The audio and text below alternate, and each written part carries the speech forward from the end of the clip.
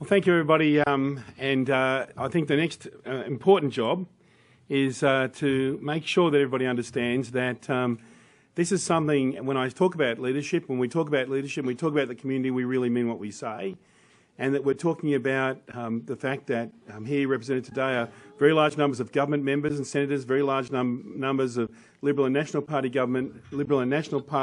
members and senators, and many Green members of Parliament, as well as a couple of independents, and I'm sure some more later. So this is something we've been describing as a bipartisan, I suppose in the modern day Parliament we need to say multi-partisan approach to this issue. We think it's something that involves every Australian and from every point of view, every community within our country. And so it's with a great deal of pleasure that I'd like to ask Senator Mitch Fifield, Manager of Opposition Business in the Senate, and the Shadow Spokesperson for Disability Services to the stage. Thanks, Mitch.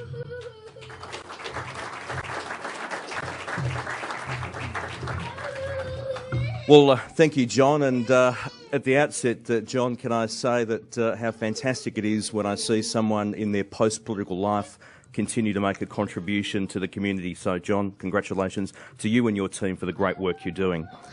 Could I also acknowledge the Prime Minister and also my portfolio colleagues in all parties, Jenny Macklin, Jan McLucas, her predecessor Bill Shorten, Kevin Andrews, and all of my parliamentary colleagues who are here today. Rachel Seward as well, who makes such a great contribution in this portfolio. Friends, this week, like most in this place, has been characterised by a bit of drama and a bit of controversy. But the good news is that there is an area of policy where partisanship is readily put aside, and that, of course, is the area of disabilities. It is, if you like, how the Americans put it, where people are prepared to reach across the aisle to each other.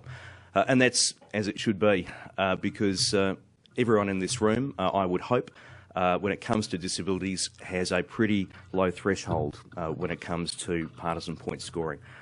All of us just want to see change.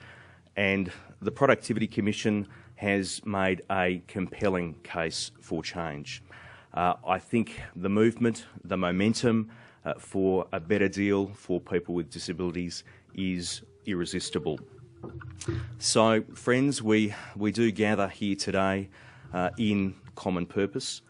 We gather here because we are all committed to a better deal for people with disabilities, because we are all committed to a new national deal for people with disabilities.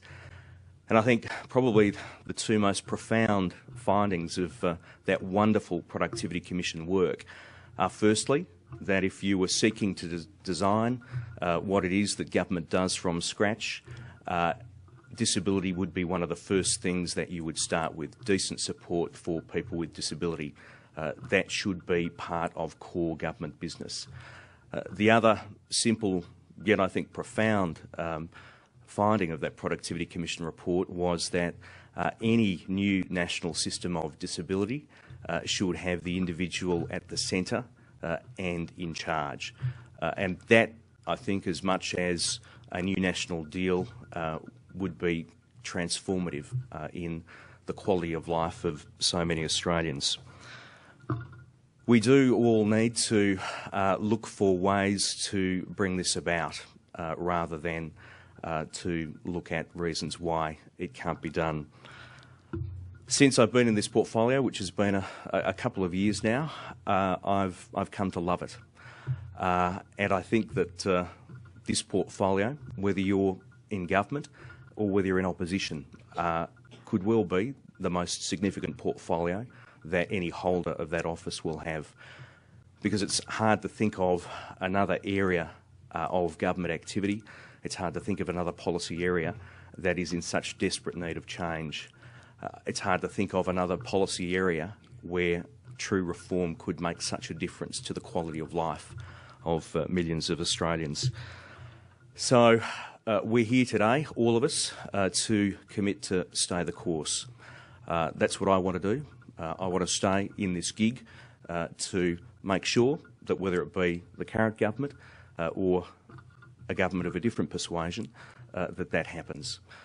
So to everyone here today, can I urge you to hold our collective feet to the fire, continue to do that. No one here wants any more false dawns. We just want to see a better change.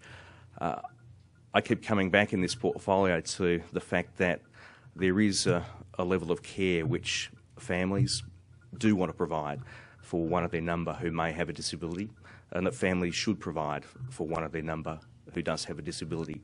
But there is a level of care beyond which it is unreasonable to expect families to provide without proper support from the government. Without that support, it can be crushing and people won't reach their full potential. People won't be able to avail themselves of all the opportunities that they should. So it's great to be here. We do have a common purpose, and I look forward to working with everyone here to make the dream come true. Thanks very much.